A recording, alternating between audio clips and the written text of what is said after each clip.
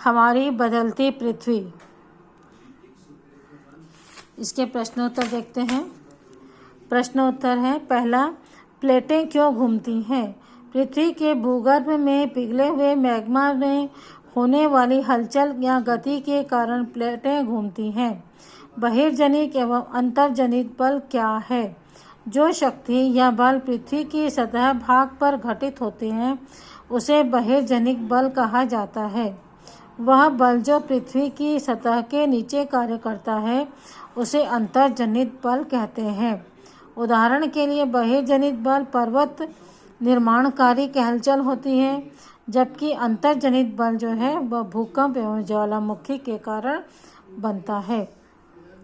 अपरदन क्या है? पृथ्वी की सतह पर बहती हुई नदी, बहता हुआ पवन, रेंगती हुई हिम आदि प्राकृतिक घटकों द्वारा होने वाले क्षय को अपरदन कहा जाता है। बाढ़कृत मैदान का निर्माण कैसे होता है? वर्षा काल में वर्षा के कारण नदी अपने किनारों से बाहर बहने लगती है, जिसके कारण तट से लगे हुए भागों में बाढ़ आ जाती है। बाढ़ के पानी के साथ महीन मिट्टी किनारे पर जम जाती है। ऐसी मिट्टी और अन्य पदार्थों के जमाव से समतल उपजाऊ बाढ़कृत मैदान का निर्माण होता है। बालू टिब्बा क्या है? मरुस्थलीय भागों में पवन द्वारा मृदा बालू अपरदन परिवहन होता है। पवन अपने साथ उड़ाकर लाई बालू को जमाती है, जिससे छोटी पहाड़ी की आकृति बन जाती है। इसे ही बालू टिब्बा कहा जाता है। समुद्री पुलिन का निर्माण कैसे होता है? समुद्री तरंगें समुद्र तट पर अवसाद जमा करती है। समुद्री पुलिन की रचना और इस जमा करके समुद्री पुलिन की रचना करती है। चाप झील क्या है? नदी द्वारा बनाए गए विसर्पों के किनारों पर लगातार अपरदन एवं निक्षेपण के द्वारा विसर्प लूप के सिरे निकट आ जाते हैं। समय के साथ विसर्प लूप नदी से कट जाते हैं और एक अलग झील बनाते हैं, जिसे चाप झील कहते हैं। ये चित्र है चाप झील का। इस चित्र को आप लोग कॉपी में बनाएंगे और परीक्षा के लिए तैयार भी करेंगे। सही विकल्प चुनकर लिखिए। इनमें से कौन सी समुद्री तरंग की विशेषता नहीं है? शैल। हिमनद की निक्षेपण विशेषता है हिमोड की। पृथ्वी की आकस्मिक गतियों के कारण कौन सी घटना होती है? ज्वालामुखी आते हैं।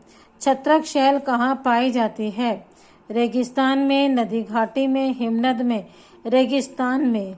चाप झील कहाँ पाई जाती है? नदी घाटी में पाई जाती है। सही विकल्प है, देखते हैं, हिमनद।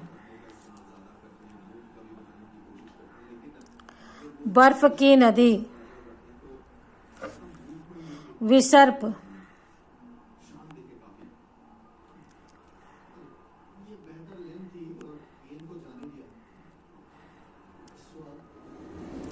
नदियां। पुलिन।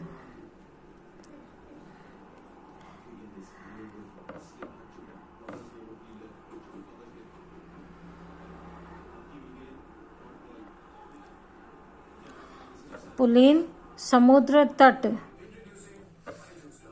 बालू टिब्बा रेगिस्तान।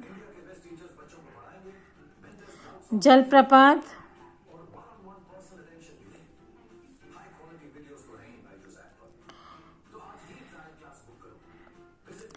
कठोर संस्तर शैल।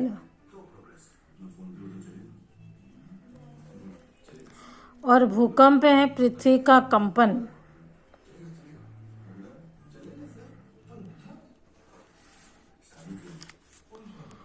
इसके पश्चात देखते हैं, कारण बताओ। कुछ शैल छत्रक के आकार के होते हैं।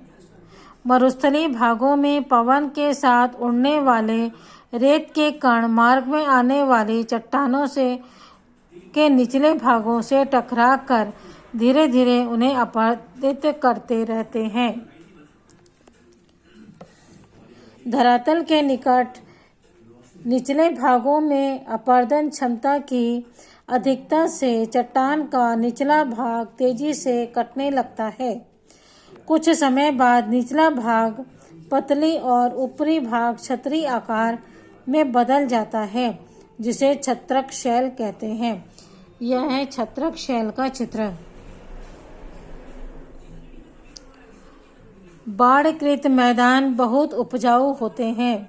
नदी के किनारे के जलमग्न क्षेत्रों में बाढ़ का पानी प्रतिवर्ष नई महीन मिट्टी का जमाव करती है, अतः नदी जलोढ़ के जमाव से यह मैदान बहुत उपजाऊ होता है। समुद्री गुफा स्टैक के रूप में परिवर्तित हो जाती है। समुद्री लहरें किनारे पर के नरम चट्टानों को जल्दी व तेजी से अपरदित करती है, जबकि कठोर शैलों के अपरदन की गति बहुत धीमी होती है।